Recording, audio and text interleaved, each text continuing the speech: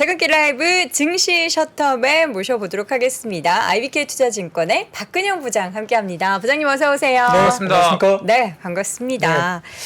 제 얼굴을 봤을 때는 네. 뭐 깜짝 놀라진 않으셨습니까? 놀랐죠. 뭐라고 뭔가 말해야 되지? 더 광이 더 빛나시는 것 같습니다. 아니 사실 저는 박근영 부장님 방송으로 뵀을 때는 되게 진지하시고 엄청 네. 딱딱하신 분인 줄 알았어요. 엄청 진지하십니다. 근데 엄청 실제로 되게 딱딱하시고요. 유쾌하시고 네. 말씀도 너무 재미나게 하셔가지고 좋았습니다. 어떤 얘기를 드려야 하는지 잘 모르겠고요. 자, 네, 거기서 시장 얘기하죠. 네. 예. 네, 뭐 미국 증시가 일부 조금 조정세를 보였습니다만 네. 뭐 코스피는 거의 보합 수준에서 출발을 했습니다. 그렇죠. 외국인은 현선물 매도로 일단 소폭 매도 출발했지만은 네. 선물은 여전히 매수 전환하면서 해지를 했고요. 다만 이제 기관의 현선물 매도가 또 나오면서 지수 상승은 제한적이었습니다. 다만 9시 15분을 지나면서 기관이 양시장 매수로 전환 잠깐 했고 외국인도 선물 매수 확대를 하면서 시장 상승 전환을 했습니다. 근데 투자 주차들의 매매가 상당히 뭐 아침 낮절에는 제한적인 모습이었는데 역시 이제 낸시 펠로시 하원 의장의 대만 방문 때문에 중국의 반응이라든지 그다음에 중국 시장을 좀 열려봐서 중국 시장이 어떻게 반응하나 이런 것들을 좀 확인하고자 하는 심리가 계속적으로 반영이 됐고요. 네. 9시 30분을 지나면서 주가지수 선물 하락세가 심화되면서 기관 외국인 현물 매도세로 전환됐습니다. 그래서 중국 증시 개장을 앞두고 경계감이 높아지면서 코스피 시장은 잠시 마이너스로 전환하기도 했습니다. 업종별로는 게임 업종의 호실적 신작 기대감 때문에 서비스업의 강세를 보였고 보험이나 종이, 목재, 음식료 등의 경기 방어주의 강세가 보였는데 반면 철강, 금속이나 운수, 창고, 건설 기계 등 경기 민감주는 오전에 좀 약세를 보였죠. 전체적으로 지금 10시 30분을 넘기면서 이제 중국 시장 개장을 했는데 중국 시장이 괜찮게 출발했습니다. 국내 시장이 여기에 따라 안도랠리를 지속하면서 코스피 2,450포인트 근접을 했는데요. 그 시간에 정확하게 외국인 현선물 매수가 돌아섰고 특히 선물은 그 시간대에 3천억대 이상의 규모의 매수세가 유입됐습니다. 기관도 양시장 소폭 매수에 전환했고요. 또한 이제 중국의 7월 차이신 서비스 PMI도 발표됐는데 이 표를 보여주시면은 표 자체로 봐서는 뭐 나쁘지 않은 그 결과가 나온 것 같습니다. 전체적으로 지금 점선으로 표시된 게 이제 흐름을 나타내는데 PMI 관련된 예상을 대폭 상회했습니다. 7월에 55.5를 기록하면서 예상은 53.9 그리고 6월달에 54.5보다 좋은 어떤 PMI 지표가 나왔기 때문에 중국 경기 지표도 일단 상당히 긍정적인 모습을 보이면서 국내 시장에 이제 상당히 좀 긍정적으로 반영이 됐습니다. 외국인들은 코스피 5거래일 연속 순매수가 지속되면서 자동차나 서비스업 중심의 매수세가 오전에 유입이 됐고요. 코스닥은 수급 부재에도 불구하고 이제 게임이라든지 2차 전지, 엔터주들의 시총 상위주 중심에 일제히 상승하면서 810포인트 이상 회복을 했습니다. 전일 조정 빌미였던 펠로시 의장의 대만 일정이 대부분 마무리되는 분위기였고 중국의 보복이 일부 수출입 제한에 그치고 백악관도 중국과 대결 구도를 원치 않는다는 입장 표명을 하면서 중국 증시와 일본 증시도 동반 상승을 나타냈고요. 오전장을 보면 대만은 그래도 조금은 약세를 보였던 하루였습니다. 일부 연준위원들의 매파적 발언이 또 최근에 이어졌는데 이 미국채 금리가 급등세가 오늘 좀 진정이 되면서 오히려 상승폭을 반납하는 모습이었고요. 여기에 따라 달러도 약세 반전했고 원달러 환율은 개장 직후 1,315원까지 상승을 보였지만 달러 강세가 이제 압력이 완화됐고 외국인 증시 순매수세에 힘입어서 상승폭을 또 일부 반납하기도 했습니다. 외국인들의 대규모 현선물 매수 속에 시장은 장중 변동성 없이 꾸준하게 그냥 상승세를 계속 보였고요. 종가 무료 프로그램 매수세가 또 유입되면서 코스피 종가가 깔끔하게 고가로 마감된 하루였습니다. 네, 깔끔하게. 중국이 대만의 생선 수입을 금지시켰더라고요. 여러 가지 좀 이따 그 말씀드릴 텐데 네네. 여러 가지 먹는 것 같고 또 장난치네. 그러니까요. 네. 뒤에서 한번 좀 자세하게 들어보겠습니다. 네네. 자, 주목해야 될 이벤트들 몇 가지 지금 경제지표 발표된 부분들이 있었는데 요거 좀 확인해 볼까요? 네, 뭐 오늘 한국 시간 수요일 오늘이죠. 네. 밤 11시에 미국의 7월 ISM 서비스업 구매자 지수 PMI가 나오는데 이전치가 55.3 네. 그리고 전망치가 53.5를 나타낼 걸로 봅니다. 지난 6월 수치 55.3은 작년 2월 이후에 최저치이기 때문에 오늘까지 빠진다면 이제 저치를 또 경신하게 되겠죠. 이제 이 여기에 따라서 이제 그 지금 미국 시장에서 어떻게 금리에 대한 경로 정도를 보고 있나 이걸 좀 가져와 봤는데요. 샌프란시스코 연은은 내년 상반기에도 높은 정책 금리를 유지할 것이다 이렇게 언급을 했고, 클리브랜드 연은 같은 경우도 인플레이션이 완화되고 있다는 결론을 섣불리 내리는 것은 경계해야 된다. 그리고 시카고 연은은 9월 75bp 인상 가능성도 열어놓고 내년 정책 금리 3.75에서 4%를 여전히 전망한다라고 밝혔습니다. 또한 미국의 6월 채용 공고가 1,070만 건으로 전월 비 5.4% 감소했고, 구인과 고용 비율이 1.68로 전월 1.74 대비 하락을 했는데, 그래도 이 부분은 상당히 그 고용 시장은 굉장히 강한 편입니다. 1.68이라면 굉장히 강한 편인데요. 다만 지금 선물 시장에서 점도표를 좀 반영한 모습을 가져왔는데, 표를 띄워주시면 보일 것 같습니다. 지금 9월에 이제 선물시장 반영 확률인데요. 3%에서 3.25% 구간 환율이 이 기존의 하루 전이 29%에서 41.5%로 상승세를 나타냈습니다. 빨갛게 표시된 그 안쪽을 보시면 되는데, 근데 과거와 좀 다른 거는 9월 달에 인상 확률이 확 올라갔거든요. 근데 12월 확률은 그대로라는 점이죠. 결국은 9월이나 11월 달에 뭐 빨리 만약에 금리를 더 빨리 많이 올린다면은 12월에는 인상을 오히려 뭐 그냥 건너뛸 수도 있다. 그런 식으로 생각을 하는 거죠. 그래서 전체적으로 12월 금리 선물이 여전히 연말에 3.25에서 3.5 정도까지 예상하고 있기 때문에 더 이상의 이제 금리를 지금 올라갈 것이라고 생각하지 않는다는 거죠. 그래서 여기에 따라서 뭐 9월 달에 얼마를 오를지 모르겠습니다만 계속 이제 75bp 가능성을 여는 이야기들이 계속 나오고 있잖아요. 그런데 75bp 올라가더라도 연말까지는 3.5를 넘기는 좀 힘들다 이렇게 반영하고 있어서 어찌됐건 간에 빨리 당기면 당길수록 연말에는 좀 이제 금리 인상이 좀 멈춰질 것이다. 아직은 시장은 그렇게 보는 것 같습니다. 우리가 지금 예상하는 게 처음에 이제 50bp 인상, 후에 25, 25 이렇게 세 번 인상인데, 지금 75bp 인상을 한다면 뭐 그 다음에 25, 25가 아니라 그 다음에 건너뛰거나 혹은 25bp 인상 후에 더 이상의 금리 인상이 없을 수도 있다. 이런 좀 긍정적인 시나리오도 나오는 거네요. 근데 이제 시장은 그렇게 미리 조금 선반영하면서 네. 금리 인상을 제대로 못할 거라고 보고 지금 플레이를 하는 것 같고요.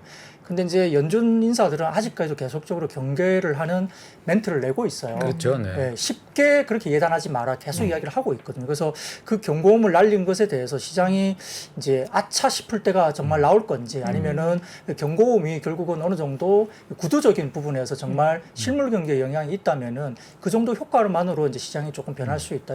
그런 부분인데, 아마 뭐 8월 CPI 또 발표할 즈음 되면 또 이제 한 차례 또 출렁임 있지 않을까라고 일단 기본 시나리오들은 예상들을 하는 것 같더라고요. 네.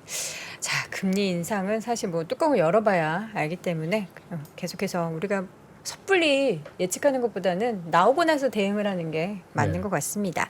자, 오늘 특징적인 움직임. 오늘 이제 앞서서 우리 박 부장님이 오늘은 재미난 이슈가 많다라고 하셨는데 네. 뭘까요? 너무 기대되는데요. 네, 우선 뭐 제과업종 말씀을 먼저 네. 좀 드릴 텐데요. 그 대만 기업, 그러니까 중국 세관의 식품 부문으로 등록된 대만 기업이 3,200개나 된다고 하더라고요. 근데 2,066개가 이제 수입 중단 명단으로 분류된 것으로 전해집니다. 중국의 세관총국 홈페이지에 등록된 자료를 토대로 계산하면 중국 세관총국이 과자와 빵 수입 항목에 등록된 대만 식품 제조업체 107개 중 32%인 35개 업체를 수입 중단 대상에 올렸고, 수입 일시 중단 조치를 받은 업체가 156년 역사를 자랑하고 있는 대만의 대표적인 베이커리 브랜드죠. 곤웨이 이제 식품을 비롯해서 폼리스로 유명한 유잔신, 그리고 대만의 국민 과자 꽈이꽈이 이런 것들이 이제 포함된 것으로 전해집니다. 이런 부분에서 이제 긴급 수입 중단에 관련된 부분들을 밝히고 있고, 뭐 추가로 어떤 게 더 있을지는 모르겠습니다만 결국은 대만 방문에 대한 뭐 조치로 보이는데, 결국은 해당 기업들이 주로 이제 대만산 농산물과 수산물을 이용하기 때문에 이 제조업 타격은 일부 있을 수 있다 이렇게 예상은 대만에 대한 부분들은 예상이 될 수 있습니다. 근데 이런 부분들이 지금 국내 업종에 대한 제과 업종들이 수혜를 받을 것이다 이런 기대감 때문에 일부 종목들이 급등세를 보였는데, 이 전체적으로 지금 대만의 천연모래 수출도 지금 중국이 중단하겠다. 이게 90% 정도 중국에서 모래를 가져가는 모양이에요. 대만 쪽에. 근데 그것도 어느 쪽에 쓰이는가 좀 봤더니 이제 건축 자재용이나 철강제 제조 과정에 쓰인다고 합니다. 그래서 이 모래가 또 그런 부분에 쓰이는데, 아무튼 오늘 뭐 크라운 제과나 크라운 혜태홀딩스, 혜태제과 식품, 서울식품, 한탑, 미래생명자원, 푸드나 뭐 이런 종목들이 이제 이제 주가 올랐는데 더군다나 지금 한성기업이나 동원수산, 사조씨푸드 이런 수산 테마까지 움직였습니다. 근데 이 수산 테마 같은 경우는 조금 다른 이유가 후쿠시마 일본 쪽이죠. 오염수 방류할 수 있는 터널 공사를 이번 4일 정도 빠르면 시작할 수 있다 이렇게 나오니까 이건 사실은 조금 다른 각도에서 수산업종이 좀 움직인 겁니다. 약간 좀 화가 나는 내용인데요. 그쵸. 예, 그런 부분들이 좀 같이 영향을 미쳤고요. 그래서 이런 부분을 봤을 때는 아마 어느 정도 이제 뭐 하나증권에서 이야기했지만 군사 행동으로 뭐 좀 치닫기는 좀 어렵지 않느냐 이런 멘트도 좀 하고 있는 것 같은데 표를 보여주시면 뭐 좀 쉽게 이야기될 수 있습니다. 지금 대만 북부, 서부, 동남해상과 상공에서 합동훈련 뭐 이야기하고 있는데 이 전방위적으로 대만을 앞두고 한 6개 정도 구역에서 이제 이렇게 뭐 군사 뭐 훈련 이런 것들을 한다고 해서 에워싸고 있는 모습을 보이거든요. 그래서 상당히 조금 이런 부분들이 약간 좀 무역 시위 비슷하게 가고 있는 것 같은데요. 근데 이제 이걸 좀 떠나서 뭐 키움증권의 의견은 이 대만에서 중국으로 수출하는 제품의 규모가 중국 시장에서 자체적으로 차지하는 비중은 사실은 수출 물량은 크지 않다. 근데 다만 원트원트라는 회사라든지 그다음에 팅이 이런 회사가 있는데 대만계 식품 회사로 알려져 있습니다. 근데 이런 회사들은 중국 내수 과자 시장에서 점유율이 굉장히 높다고 하는데 그게 왜냐하면 중국 현지에서 생산하고 중국 현지 판매를 하기 때문에 그렇다고 합니다. 그래서 중국 시장에서 해당 업체의 브랜드에 대한 불매 운동이 과연 형성될 것이냐 이게 사실은 좀 더 지켜봐야 되는 팩트이기 때문에 그 부분이 만약에 된다고 하면 정말 이제 한국 제과가 좀 더 좋아질 수 있는 반사수준이 있을 수 있고요. 근데 참고로 최근까지 중국과 대만의 긴장 수위가 올라가는 구간에 이 관련된 불매 운동은 사실은 움직임이 아직 없었다고 합니다. 그러니까 이제 거기까지 비화될지는 좀 봐야 된다는 거고요. 문제는 이제 다른 이슈에 있는 거죠. 만약에 이 부분 때문에 만약에 좀 더 나간다면은 약간 중국 정부가 이 중국 내에 있는 애플이나 테슬라 매장 거기에 대한 뭐 영업 정지 같은 처분을 만약에 시장에서 내린다고 한다면 이건 정말 좀 큰일이 될 수 있습니다. 미국 그러니까 기업에 대한 제재. 그렇죠. 이제 그거는 저희가 아직은 우리가 상상하기 싫은 이슈이지만 만약에 거기까지 비화가 된다면 사실은 경제적인 어떤 그런 여러 가지 부분에서 서로 굉장히 싸움이 격화되는 부분이기 때문에 시장에서는 리스크로 될 수 있다 이렇게 볼 수 있겠습니다. 알겠습니다. 첫 번째 이슈 제과 업종, 뭐 수산물 업종의 움직임에 대해서 확인을 해봤고요. 두 번째로는 저 오늘 수급 보면서 참 많이 편식을 한다라는 생각이 들었던 게 코스닥 쪽에서도 그렇고 엔터 쪽, 뭐 그 음원 관련해서 관련된 기업 그리고 뭐 컨텐츠주 이런 종목들에 대한 매수세가 지금 뭐 오늘도 그렇고 최근에 계속 집중적으로 나타나더라고요. 오늘도 좀 흐름이 괜찮았죠? 네, 뭐 최근에 그 가격 전가를 할 수 있는 부분들이 또 엔터 쪽이다, 음원 쪽, 또 특히 음반 판매고가 하반기에 컴백하거나 새로 이제 데뷔하는 그 어떤 그룹들이 굉장히 좋은 퍼포먼스를 나타내고 있어서 기대감이 좀 있는 것 같습니다. 그래서 이제 블랙핑크도 이제 공식 SNS에 공개된 프로젝트 트레일러 영상에 따르면은 신곡을 8월에 선공개하고 블랙핑크가 9월에 신규 앨범 본 핑크를 발매할 것으로 보이는 상황이고요. 10월부터 월드 투어가 예정돼 있어서 내년 상반기까지 월드 투어를 하는데 약 50회 정도 월드 투어를 한다고 합니다. 근데 50회 정도 월드 투어면 아마 그 우리가 이제 뭐죠? 그 하이브의 그 BTS 이후에 가장 많은 횟수라고 해요. 그런데 이 미니멈 개런티가 보통 보면은 예전에 그 YG 같은 경우에 빅뱅일 때 최고 잘 나갈 때 미니멈 개런티가 회당 10억 정도 개런티를 했다고 해요. 그 뒤에 이제 빅뱅이 약간 시들어들면서 YG 쪽에 미니멈 개런티가 전반적으로 한 2, 3억 정도로 좀 빠졌는데 블랙핑크가 다시 돌아오면서 5억대로 올라왔고 최근에 컴백하면서 굉장히 이슈가 되고 있어서 아마 미니멈 개런티가 한 10억대 정도는 갈 거다. 그러니까 50회만 해도 500억이잖아요. 거기다가 굿즈 같은 걸 사게 되면 보통 티켓 가격의 절반 정도 가격은 굿즈로 쓴다고 이렇게 통계가 나와 있기 때문에 한 2, 300억 정도 나오고 그다음 블랙핑크의 자체적인 광고 수입 뭐 분기당 뭐 100억 이렇게 되니까 전체적으로 내년 상반기까지 월드 투어 50회 정도 하면 여기에 대한 블랙핑크 컴백에 대한 매출은 대략적으로 1000억 정도까지는 나올 수 있다. 이렇게 분석을 시장에는 하고 있습니다. 블랙핑크가 드디어 컴백을 하는군요. 네. 이 하도 컴백을 안 해갖고 시위했잖아요, 팬들이. 블랙핑크 근데 군대 갔다고 이제 팬들이 거의 지금 컴백 시기가 거의 만기 제대하는 2년 일정이랑 넘게. 비슷한 것 같더라고요. 그래서 네. 그 뭐 그래서 이제 뭐 일부에서는 뭐 시집 갈 수도 있다 이런 이야기까지 네. 그게 리스크다 뭐 그런 말씀도 하시는데 너무 어린 드디어 친구들이 제니 병장님께서 제대를 하시는군요. 네, 이제. 네. 그래서 여러 가지 이제 BTS가 다 단체 활동을 못하고 또 너무 비중이 높다 보니까 YG도 블랙핑크의 비중이 높아서 리스크다 이렇게 이야기들을 많이 했던 터입니다. 그런데 이제 JYP 같은 경우도 이제 네. 트와이스 전원 멤버 전원 재계약을 했고요. 불확실성 해소가 됐고 8월에 또 컴백을 할 걸로 보이고요. 그다음에 SM의 걸그룹 에스파 같은 경우도 뭐 두 번째 미니 앨범이죠. 걸스가 K-팝 걸그룹 사상 최초로 이제 초동 100만 장 달성을 했고요. 그래서 전반적인 흐름이 좋았는데 하이브 같은 경우는 역시 이제 방탄소년단 군입대 문제 때문에 하락세가 최근에 나타났고요. 네. 특히 이제 그 BTS 활동이 하이브 매출의 한 60% 이상을 차지하기 때문에 이 부분에 대한 실적 둔화 우려가 굉장히 커지고 있고 네. 개별 활동을 했을 때 과연 얼마를 벌 것인가가 사실 추정이 안 돼요. 근데 지금 여기 자료도 있는데 제이홉 네. 엄청 핫하던데요? 네, 뭐 그 이야기는 제가 조금 더 드릴게요. 그래서 이제 그런 부분들 때문에 제이홉뿐만 아니라 뭐 멤버 정국도 6월에 뭐 찰리 포스와 협업한 네. 레프트 앤 라이트 관련된 부분도 예, 지난 9일 날 미국의 빌보드 핫 122위까지 올라와서 네. 핫하고 보입니다. 근데 이 버프라는 채널에서 이제 그 자료가 하나 올라와서 제가 갖고 왔는데 표를 하나 띄워주시죠. 이게 뭐냐면은 제이홉 솔로 앨범이 나왔는데요. 네. 판매량이 별로 생각보다 별로예요. 아.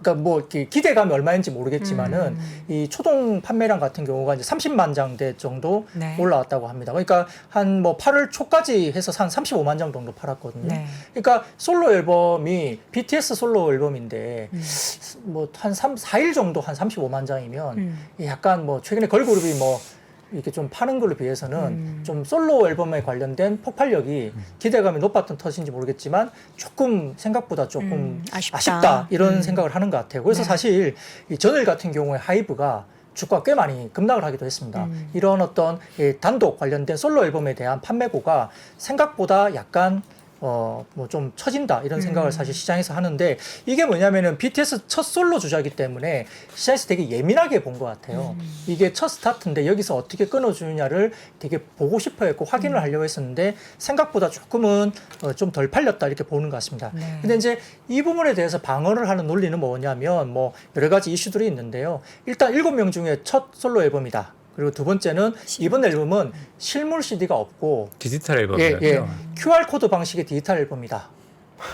그런 거고요. 특이하네요. 예, 그리고 뭐 최근에 이제 르세라핌이나 특히 뉴진스 이런 것 관련돼서 걸그룹. 흥행을 하고 있기 때문에 전반적인 그 하이브의 어떤 매출단이 그래도 탄탄하게 이어질 것이다. 네. 이런 이야기 하는 것 같고요. 그래서 아마 올해 3팀 그리고 내년 5팀의 신년 데뷔 계획을 갖고 있다 보니까 하이브가 그래도 전체적인 앨범 판매량 우상한 곡선이 그려질 수도 있다라는 뭐 이야기들을 하고 있는 것 같습니다. 근데 이 부분들에 대해서는 하이브에 대해서는 오늘은 뭐 시장에서 반등을 제법 줬지만 아무튼 시장의 우려를 좀 잠재울 수 있는 수치 지표들이 조금 더 확인해야 되는 부분들이 좀 있다. 시간이 조금 필요하지 않느냐 이런 생각도 좀 듭니다. 네. 댓글창에도 BTS 관련해서 그 정보 빠른 팬분들이 굉장히 많으시네요, 그죠? 이거 뭐 실물 앨범 안 나온 게 제일 큰 영향인 것 같다는 말씀 댓글들이 조심하셔야 돼요. BTS 네네. 발언할 때는 굉장히 주의를 요합니다. 큰일 아니죠, 나요. 뭐 딱 저거는 팩트를 네네. 점검해 주시니까 제가 팩트는 읽어드렸습니다. 다른 댓글 읽지 마시고요. 자, 그 오늘 엔터주 초반에 보니까 초반에 엔터주 했던 것들이 뭐 뒤에 있겠지만 이게 뭐 게임이나 이쪽으로 확산되던데 네. 블랙핑크가 맞아요. 게임에 그 등장하잖아요. 메타버스에서 콘서트를 했다던데. 블랙핑크가 저게 뭐죠? 배틀그라운드 배틀그라운드 네. 같이 모바일에서. 협업해가지고 네. 콜라보 했는데요. 뭐 그거는 저는 아직은 못 봤습니다. 전 뮤직비디오 되게 봤어요. 보셨어요? 뉴스상에서는 예, 되게 이슈가 되더라고요. 그래서 네. 뭐 워낙 그 배틀그라운드 관련된 유저가 많잖아요. 그러니까요. 그 유저 대상으로 뭔가를 또 콜라보를 해서 뭐 어떤 부분이 유입될 수 있다면은 뭐 좋은 시너지를 가질 수 있다는 부분인데요.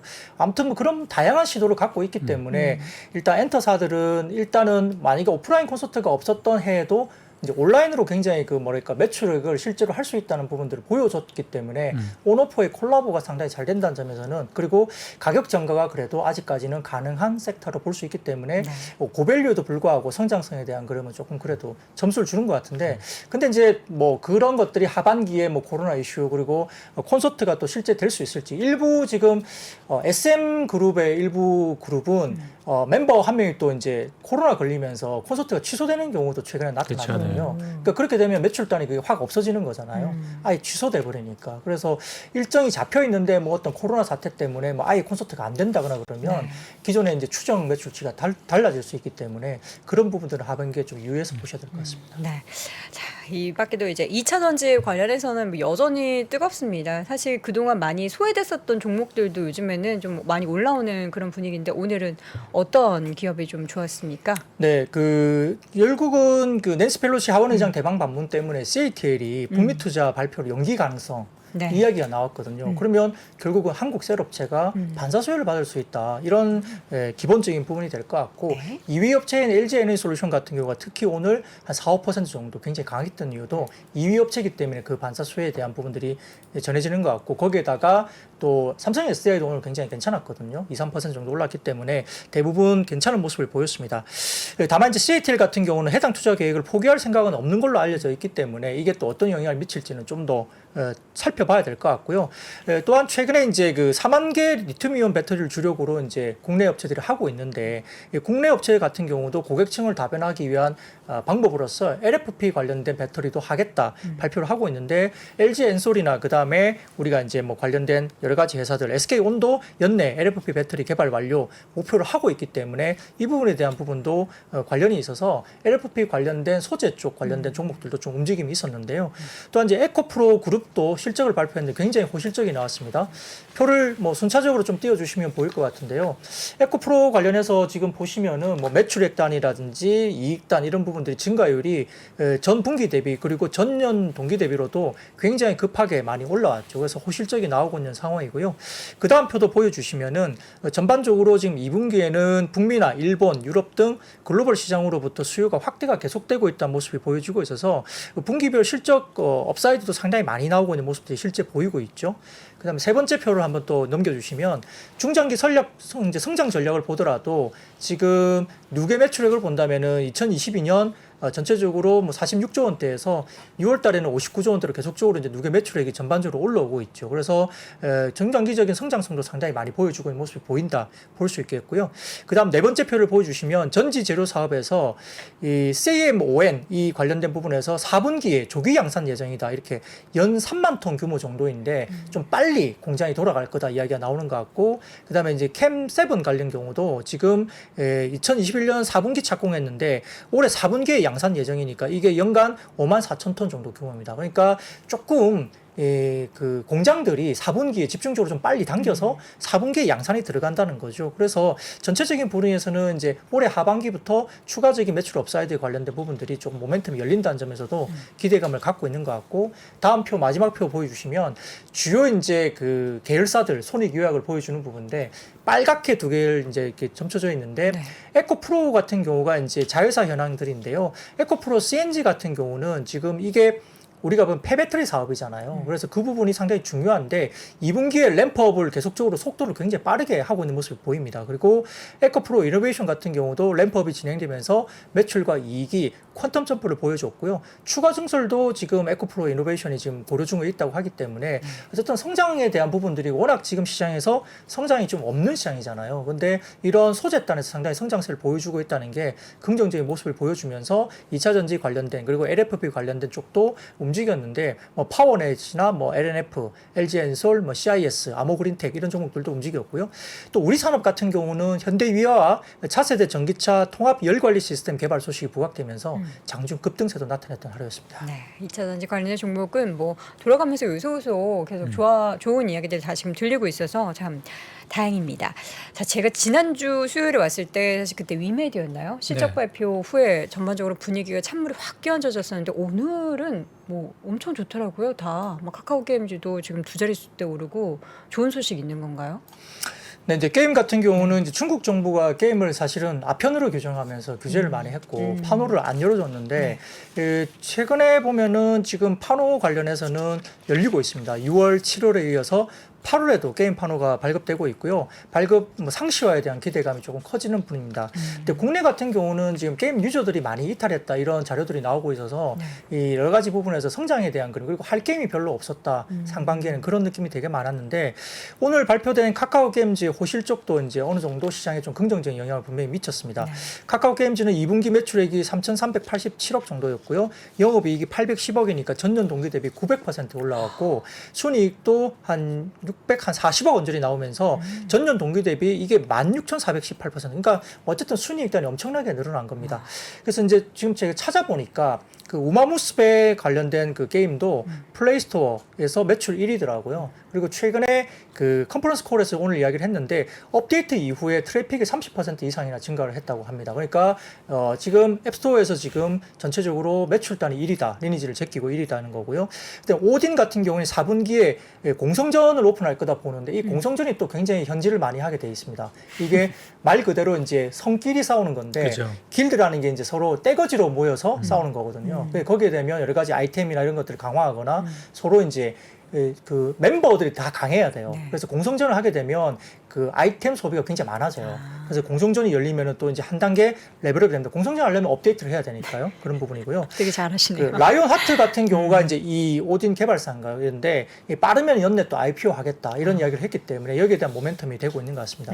그래서 표를 하나 띄워주시면 카카오 게임즈 관련된 도식된 표를 볼 수 있습니다. 실적. 영업이익률이 보면은 작년 2분기에 지금 6.3% 영업이익률에서 점점점 올라오면서 이번 2분기에 영업이익률이 거의 24% 육박합니다. 대단하네요. 그러니까 매출단도 올라오면서 이제 영업이익률이 굉장히 올라오고 있고요. 물론 이제 단기 순이익률은 조금 이제 마케팅 비용이나 여러 가지 부분들이 있기 때문에 조금 그러하지만 네. 그래도 전체적으로 지금 계속적으로 우상향 그림은 조금씩 그려지고 있는 모습이기 때문에 이익률 부분에서 상당히 좀 호실적이 나왔다 이렇게 보이는데 그 하반기 신재 기대감이 게임즈에 전체적으로 있습니다. 이렇게 보면 넷마블 같은 경우는 그 지난달 그 세븐 나이츠 레볼루션을 출시했거든요.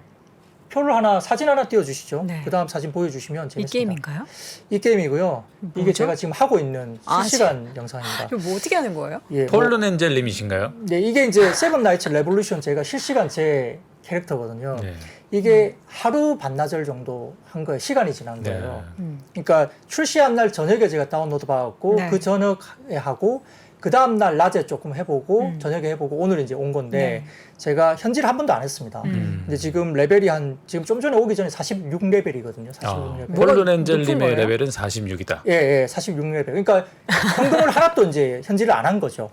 현질을 안 했는데 이제 46레벨까지 전혀 문제 없이 이제 게임을 돌리고 있다. 우리 근데 피디님의 굉장히 센스. 피디님 땡큐. 네. 네, 예. 화면 한번 봐주시죠. 그런가요? 네, 그렇습니다. 잘 어울리십니다. 폴로 렌젤로 지금 이제 네. 제가 이제 열심히 이제 활동하고 있는데 길드도 로즈박에서 가입하고 이제 그렇지만 엔젤박으로 가시는 겁니까 이제? 네, 그렇습니다. 근데 해봤는데 이 세븐 나이츠 레볼루션 이 게임은 굉장히 밸런스가 잘 잡혀 있고요. 그래픽도 뛰어나고 스토리 라인도 괜찮고 좀 약간 과거의 게임에 대한 익숙한 부분도 분명히 있기 때문에 괜찮은 게임이었어요. 굉장히 재밌고요. 계속적으로 하게끔 만드는 요인이 많습니다. 근데 이제 내가 현질을 해서 이제 사성 어떤 뭐 전설 아이템을 갖고 싶거나 전설 캐릭터를 갖고 싶으면 이제 뭐 5만 원짜리, 10만 원짜리를 이제 할 수도 있고요. 저처럼 이제 아주 그냥 짜게 열심히 하면 이렇게 레벨업 하는데 크게 문제가 없었다. 이렇게 되니까 이 부분은 선택의 여지인데 제가 보니까 이 세븐 나이츠 레볼루션 같은 경우는 지금 매출 순위가 6위 정도 됩니다. 네. 그 우리 이제 그냥 안드로이드 쪽에 구글 쪽에 앱스토어 가면 6위 정도까지 올라와 있어요. 그러니까 이제 제가 현질을 안 하고 지금 이 정도 올라왔다 말씀드렸잖아요. 46레벨까지. 나 빼고 여기까지 올라가다니. 네, 하루 반나절 만에 올라갔습니다. 그러니까 이게 높은 거예요? 뭐가 기준이야? 100이? 46레벨 정도면 삼성 만렙 아이템 정도는 갖고 있는 정도예요. 그러니까 이제 일성부터 이제 올라가는데 그 정도면은 뭐 하루 반나절 만에 이 정도 뭐 밤새 가면서 24시간 한 것도 아니고 네, 잠깐씩. 그 정도씩 예. 하니까 이 정도면은 현질 없이 저 정도면 현질 프로죠, 없이 할 프로. 수 있다는 거죠. 네. 그런 타락천사. 느낌을 주기 위해서. 그러니까 제가 그것 때문에 해봤고요. 사실 뭐 게임하면서 이제 뭐 등짝 스매싱도 집에서 맞고 뭐 하는 짓이냐 뭐 애 보는데 게임하냐 그랬는데 이거는 제가 시장을 이게 예 주식 경험을 때문에 위해서. 하는 겁니다. 아, 예. 저렇게 레벨을 올리는 네. 중에 배터리가 100% 풀로 차 있네요 지금.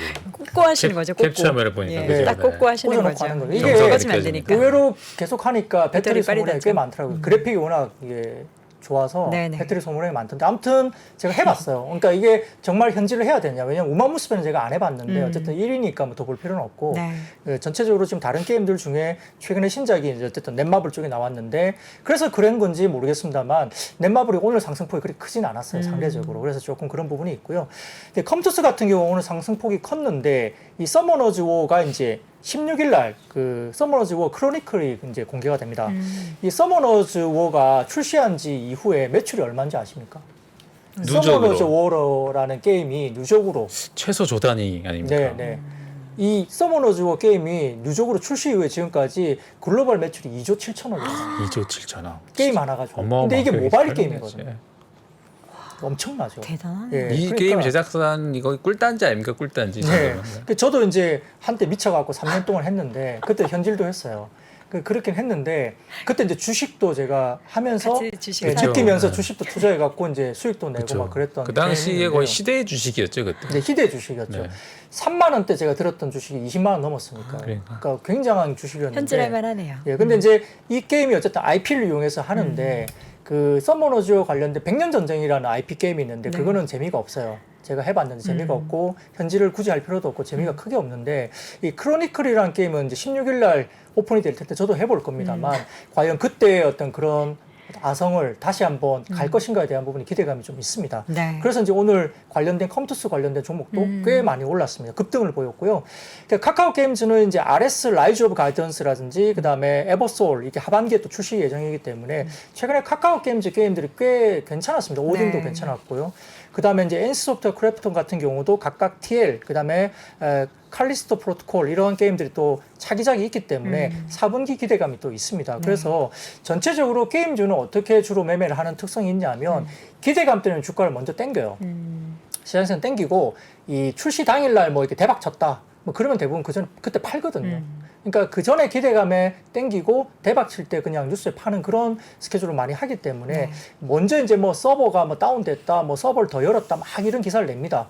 그런 쪽에서 게임주를 먼저 선침해하고 기대감 있는 게임주가 이제 오픈이 되고 보통 밤 12시에 열려요. 네. 밤에 12시에 열리는데 그때 뭐 안 들어가지고 튕기고 막 이런 현상들이 나타나거든요. 서버가 너무 폭주하면 안 들어가죠. 튕기고. 그쵸. 그러면서 한 2-3시간 동안 막 댓글창에 막 욕이 난무해요.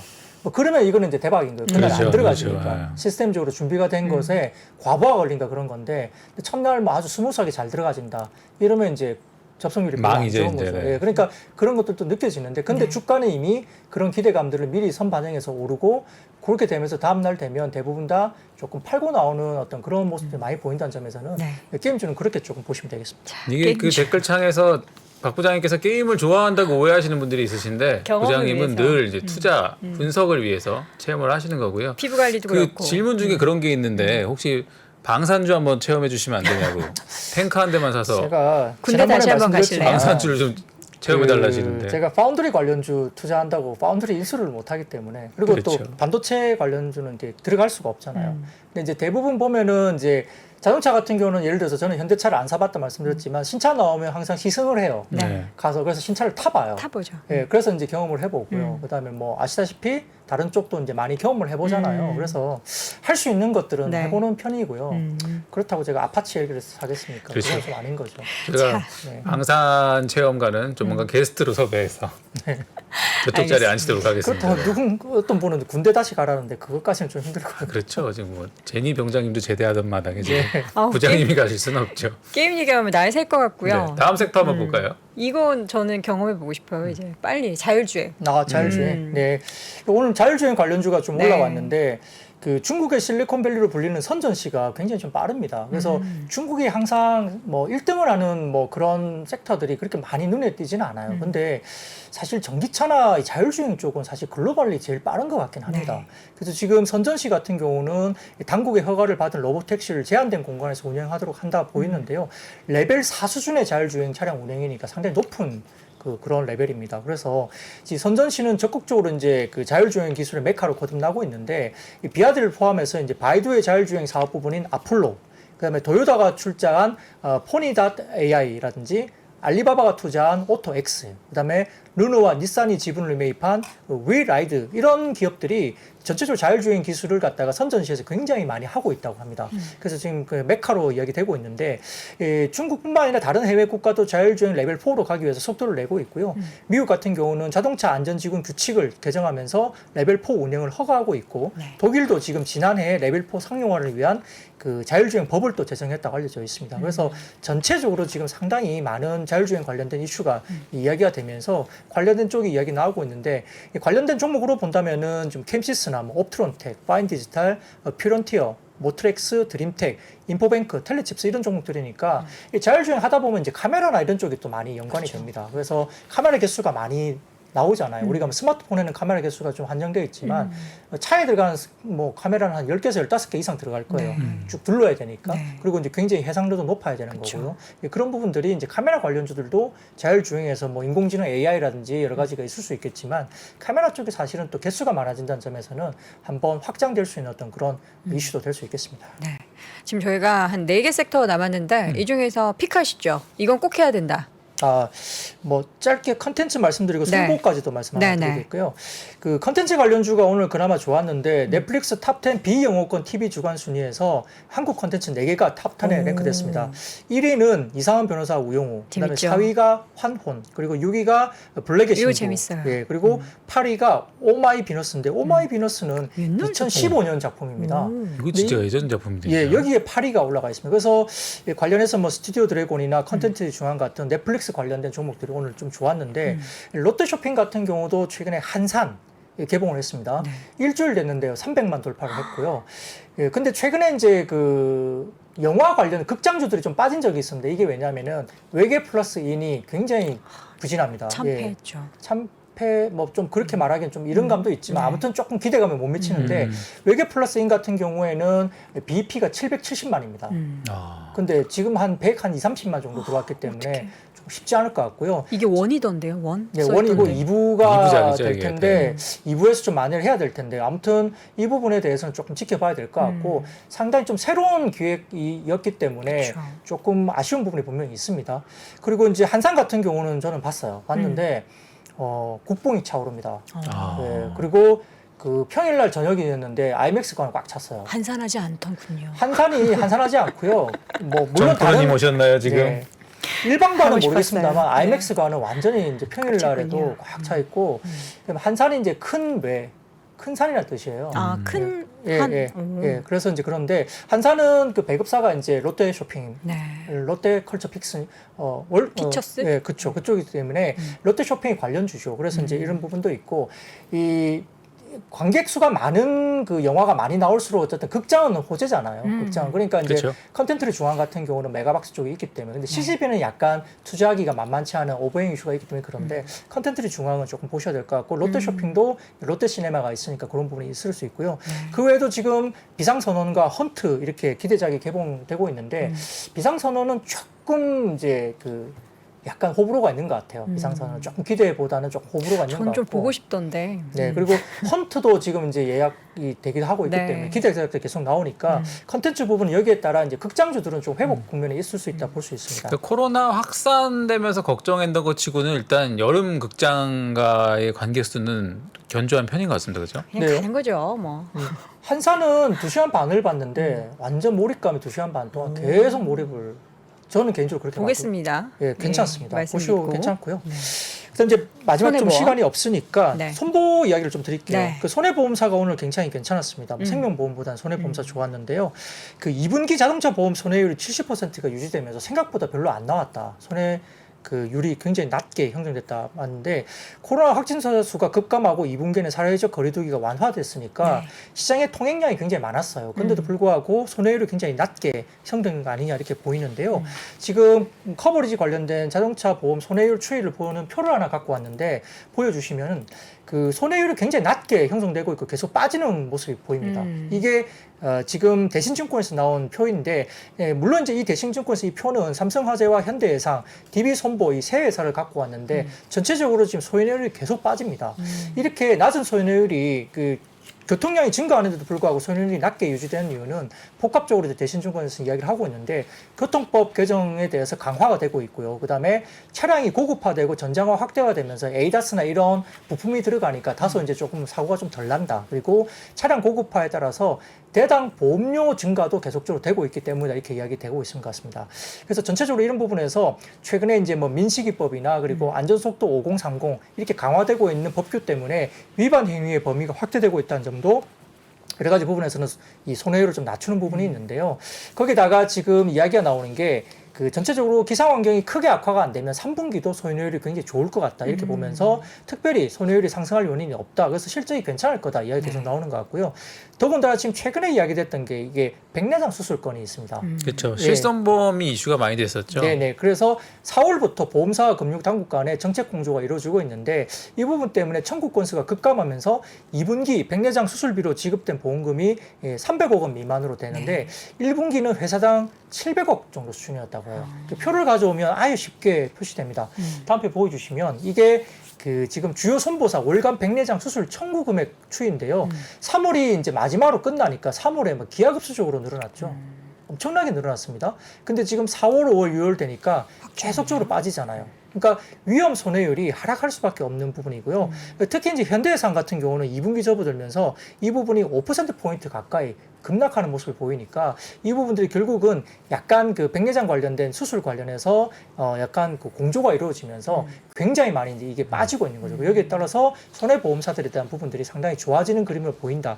이런 부분에서 시장에서 좀 손보 관련된 종목들이 오늘 움직임이 있었던 것 저 같습니다. 백내장 관련해서는 저는 이렇게 체감 못했었는데 저희 부모님 포함해서 부모님 또래 네. 사이에서는 저 백내장 수술을 실제 병원 가서도 많이 많이 권유들을 하시죠. 하시고 엄청 그 핫 네. 이슈였더라고요. 그래서 그냥 이거 왜 실손에서 해주는데 왜 안 해? 아까 이런 정도 분위기였어서 근데 데이터로 보니까 확실히 뭔가 규제 움직임이 생긴 이후에 네. 이제 시술 건수는 청구 건수가 확실히 줄긴 줄었죠. 줄었네요, 그렇죠? 네, 그렇죠. 근데 원래 이게 백내장 수술 가면 이제 순수 백내장 외에도 이제 시력 교정의 효과가 있기 때문에 시력 교정을 이제 하는 과정에서 이제 백내장 수술을 잠깐 겸하는 뭐 그럴 수도 있는 뭐 그런 상황이라고 합니다. 네네. 그러니까 이제 약간 이런 것들이 조금 좀 더 권해지는 느낌이 있을 수 있는데 약간 트릭으로. 좀 지금은 조심스러워지잖아요. 이게 이제 약간 규제로 이제 들어가다 네. 보니까 그러니까 이제 확실히 청구 건수나 금액이 확 줄어드니까 손보사 입장에서는 이게 개선될 수 있는 그렇죠. 영업적인 어떤 부분이기 때문에 이 부분이 이제 2분기 실적 발표 등을 앞두고 있어서 3분기도 아까 말씀드린 것처럼 손해율이 상당히 좀 낮게 형성되고 있지 않습니까? 그러니까 이런 부분들이 조금 긍정적으로 반영이 된 것 같습니다. 알겠습니다. 자, 이렇게 해서 오늘도 꼼꼼하게 오늘 시장을 쭉 정리해 주셨습니다. 증시 셔터맨 IBK투자증권의 박근영 부장 함께했습니다. 부장님 고맙습니다. 네, 감사합니다. 전자신문과 3프로TV가 투자에 대한 고민을 함께 나누는 자리를 마련했습니다. 향후 주식시장이 어떻게 될지 하락장에서 매매하는 방법과 그리고 부동산에 대해서도 함께 이야기해 보겠습니다. 자세한 사항은 3프로TV 영상 하단 유튜브 커뮤니티를 확인해 주세요.